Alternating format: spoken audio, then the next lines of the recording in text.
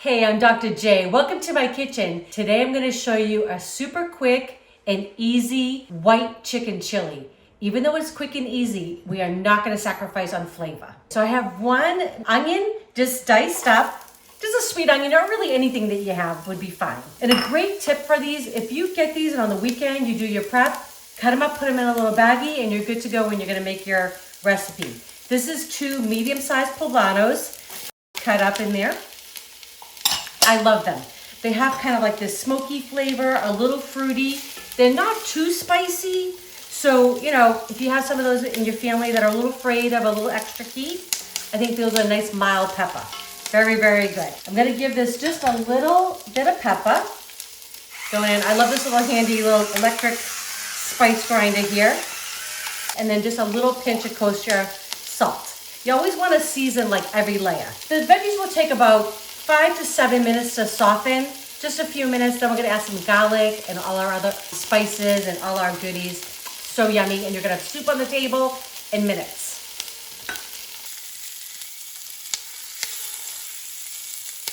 Okay, so the onions and the poblanos are cooking down. They're just wilting a little bit. Now it's time, I just wanna toast the spices a little bit. Because we're making something quick, we really wanna impart a lot of flavor into this bowl here. So I've got 1 tablespoon of chili powder, 1 tablespoon of cumin, ground coriander. I've got 2 teaspoons of kosher salt going in there. The recipe will be written down below in the description. Okay. So I just want to add a little bit of toast to them. So while the veggies keep sweating off and getting nice and sweet and caramelized a little bit, or softened really, I'm going to toast up those spices. And then right before we get everything else in there, I'm going to grate some garlic. And then we're gonna let that cook for about a minute. It's smelling so good in here right now. Okay, so I've got 3 cloves of garlic, and I'm just gonna use this little microplane. It's so easy, it's just a great tool. It just makes the work so much easier, just throwing it on there. I used to do it and think I was like, you know, this like chef with my little knife skills. Not so much. This just makes it easy, quick. It gathers all in the back there. And you can leave that little nub at the end so you don't want to grate your fingers in there as well. I love garlic. I love the smell of it. I mean, onions and garlic together and some pepper. I don't know. So good. Okay. So there's my 3 cloves. Gonna just give it a whack on the edge. And I always like to make sure there's a little bit there. Make sure you kind of collect it. Get it on in there. We're gonna give this a stir. I'm gonna cook this for just 1 more minute. And then I'm gonna add in everything else. And we're just gonna let it simmer away. Okay, so now we're gonna add in everything but our chicken. So I've got 16 ounces of frozen organic corn. I just let it defrost in my refrigerator for a little bit. That's all. I have 2 cans that I've drained and rinsed of white cannellini beans. You could absolutely soak your beans, dry beans, overnight and use them. I like these to have these on hand because it's just quick. Sometimes I forget, life gets busy, and I usually buy the organic. So I feel like it's a good choice. It's a good choice to have in your pantry. I'm gonna use 2 cottons, which is 8 cups of this low sodium chicken broth. And then what I'm gonna do is I'm gonna bring this up to a simmer, and then I'm gonna let this cook. I'm just gonna let all those flavors kind of marry together, because everything in it is cooked, right? But I just wanna get those flavors to blend. And then I'm gonna add in my rotisserie chicken, which I already kind of shredded. And we'll add that in at the end just to warm it through. And then we're gonna have dinner. It's gonna be amazing. I am gonna add 1 more ingredient. I think when we're doing things quickly, it's always like in the back of our mind, how can I increase the flavor in this, right? It's not a long cooked soup. I did not cook the chicken myself, and a lot of times you might have some of the skin in there that adds flavors. So I'm always trying to recreate something that really feels like it's been simmering on your stove for 8 hours, and it's really just gonna be like 30 minutes or so. So this is 1 cup of enchilada sauce. It can be homemade, or you can use it out of a can, whatever you want.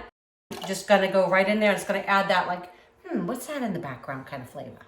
Just gonna stir this together, let it come up to a little bubble. I'm gonna put my cover on, and then just let it go for about 20 minutes. Get those flavors together, we'll add in our chicken, and we're gonna eat. Okay, so the soup has been bubbling away for about 25 minutes. It smells so fabulous in this kitchen. We're gonna finish it up. So this is 1 rotisserie chicken that I shredded up. And all I'm gonna do is just heat it through. Just literally I'm gonna stir it in, and we're gonna plate this up. You could put a little cream in there if you wanted to. If you like that, you could put some sour cream when we top this. I'm gonna top it with a little bit of cheese, So I'm gonna serve up a bowl for my honey in a second. I know he likes a little cheese on his. He's always crazy about sour cream, so I'm gonna leave that off for him. But I am gonna put this and always a little cilantro, because cilantro I think just is delicious. And I know some people don't like it, you leave it out. That's the greatest thing about cooking at home, right? You just kind of make it how you like it. So we get him a nice little portion here. Oh my goodness, smells so good. And then I'm gonna give him a little cheddar, but Monterey Jack would be great. Even like a pepper jack would be really good. Any kind of melted cheese and a little bit of cilantro sprinkled on top. And then I'm gonna finish it with a little bit of lime. Okay, so that always kind of brightens it up. And like I said, the great thing with this is not a lot of ingredients, but it's packed with flavor. So good. Okay, give that a good squeeze. All right, Eric, you wanna give this a try? He's gonna really like this, I think.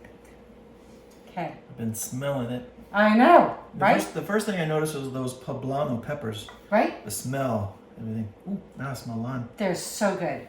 And it comes together so quickly. So this really is something that you can come home during the week and do. Like I said, the best thing to do is prep your veggies on the weekend. And you can even freeze them. If you buy like a big bag of onions, you can, chop them up, put them in little freezer baggies, and put them in your freezer, and then you pop them out. Right? Wow. I know. That is so good. Yeah. The lime just makes a huge difference there at the end. I love that. Freshness. That's really good. Good. I love it. And you got all the flavors, right? You got the cumin and the coriander and the chilies, right? A little bit of that enchilada sauce in there, it just really wakes up your soup, right? And I like texture. I like stuff in mine, Yes. as you know.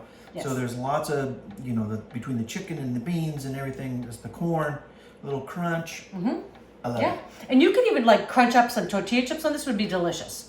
So anyways, we hope you like this recipe. If you do, please share with your friends and family. Make it for them for sure. And don't forget, if you have not subscribed, please do. And don't forget to click that bell. That way you know when our next video is coming out. All right, love you all. Enjoy.